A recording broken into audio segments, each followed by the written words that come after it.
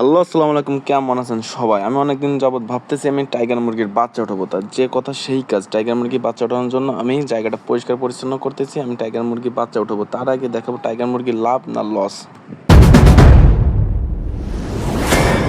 বাড়ির পাশে এক কাকা টাইগার মুরগির বাচ্চা উঠেছে। তার কাছে গেলাম, কাকা টাইগার মুরগির বাচ্চা পুষলে লাভজনক না লস? কাকা বলল ডিমের জন্য ভালো, গোশের জন্য ভালো এবং তোমার এখানে রোগবালাই কম হয় দেশি মুরগির মতন। অতএব টাইগার মুরগি পুষলে লাভজনক বেশি হবে, কিন্তু পোলট্রি থেকে একটু কিছুদিন বেশি যাবত পুষতে হবে।